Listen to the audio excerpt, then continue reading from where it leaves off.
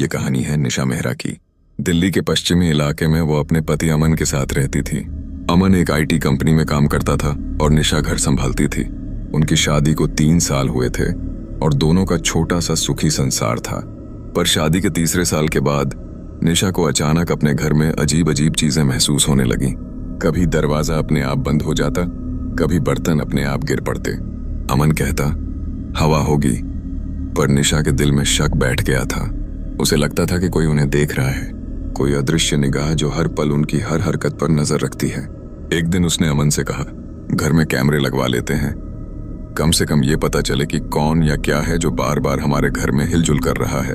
अमन ने हंसते हुए हामी भर दी। अगले ही दिन 2 सिक्योरिटी कैमरे लगवाए गए, एक ड्राइंग रूम में और एक बेडरूम में। निशा को चैन मिला कि अब कुछ दिखेगा तो पकड़ा जाएगा। पहली रात कुछ नहीं हुआ, दूसरी रात भी सब सामान्य था, पर तीसरी रात ठीक 3 बजे निशा का मोबाइल कंपन करने लगा।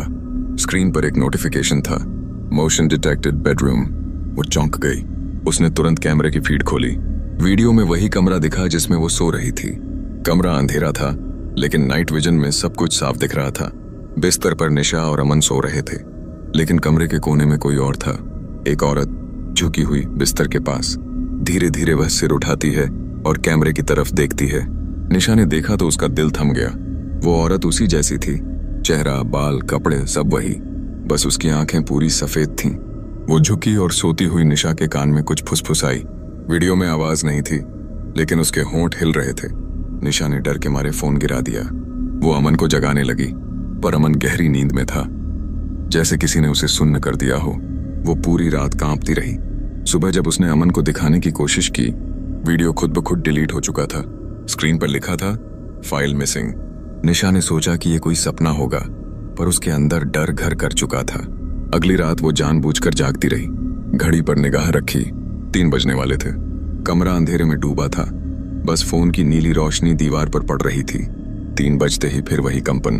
फोन पर लिखा आया, मोशन डिटेक्टेड। वो कांपते हुए कैमरे में देखती है। इस बार कैमरे की फीड में वही दृश्य था। बिस्तर पर निशा और अमन सो रहे हैं और कमरे के दरवाजे के पास वही साया खड़ा है। धीरे धीरे वो साया आगे बढ़ता है, बिस्तर के पास झुकता है और फिर कैमरे की तरफ देखता है। उसकी आंखें अब पूरी काली थीं। वो फुसफुसाती है, तू जागेगी तो मैं मर जाऊंगी। निशा की चीख गले में अटक गई। वो उठी, कमरे की लाइट ऑन की, पर लाइट नहीं जली। बाहर हॉल की ट्यूब जल रही थी, पर बेडरूम में बस अंधेरा था। वो भागकर अमन के पास आई, पर अमन अब भी गहरी नींद में था। उसके माथे पर पसीना था और सांसें तेज। निशा का दिल कांपने लगा। वो समझ नहीं पा रही थी कि आखिर ये क्या हो रहा है। सुबह जब उसने वीडियो फिर देखने की कोशिश की, तो कैमरा खुद ब खुद रीसेट हो चुका था। उसमें कोई पुरानी रिकॉर्डिंग नहीं बची थी। निशा ने अब कैमरे को हटवाने की सोची, पर मन में डर था, अगर कैमरा हटाया तो कहीं वो चीज और न भड़क जाए। तीसरी रात को उसने एक काम किया। उसने मोबाइल की स्क्रीन रिकॉर्डिंग ऑन रखी, ताकि कोई भी वीडियो अपने आप डिलीट न हो सके। 3 बजने ही वाले थे। उसका गला सूख रहा था। वो कांपते हुए फोन पकड़कर बैठी रही। 3:15 हुए। स्क्रीन पर फिर से वही लिखा आया, मोशन डिटेक्टेड। वीडियो खुला। वो खुद सो रही थी और उसके पास वही औरत झुकी हुई थी। इस बार वो सिर्फ फुसफुसाई नहीं, बल्कि हंसी, एक धीमी डरावनी हंसी। उसने कैमरे में सीधे देखते हुए कहा, अब मेरी जगह तू ले ले। और अगले ही पल वीडियो रुक गया। फोन की स्क्रीन काली हो गई, पर कुछ सेकंड बाद स्क्रीन फिर से जल उठी। अब कैमरे में सिर्फ निशा थी, जागी हुई, कैमरे के सामने खड़ी। वो वही कपड़े पहने थी जो वीडियो वाली औरत ने पहने थे। निशा को कुछ याद नहीं था। वो बेहोश हो गई। अगली सुबह जब अमन उठा, कमरा बंद था, पर अंदर से कोई आवाज नहीं आ रही थी। उसने दरवाजा तोड़ा। कमरे में सिर्फ फोन पड़ा था, जिसकी स्क्रीन पर लाल रोशनी चमक रही थी। उस पर लिखा था, red alert, she is awake. Aman ने डर कर फोन उठाया और वीडियो देखा। वीडियो में निशा खड़ी थी, कैमरे के सामने मुस्कुरा रही थी और कह रही थी, अब मैं यहां रहूंगी। उसी पल अमन को किसी ने पीछे से धक्का दिया। वो गिरा और बेहोश हो गया। जब होश आया तो घर खाली था। सारे कैमरे जल चुके थे।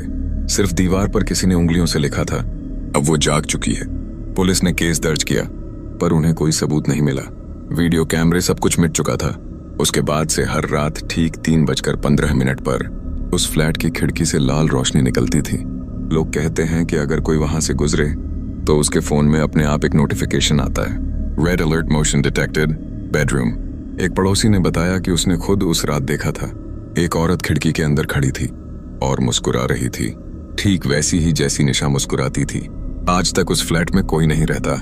रात के वक्त जब हवा चलती है तो उस कमरे की खिड़की अपने आप खुलती है और अंदर से वही आवाज आती है, तू जागेगी तो मैं मर जाऊंगी।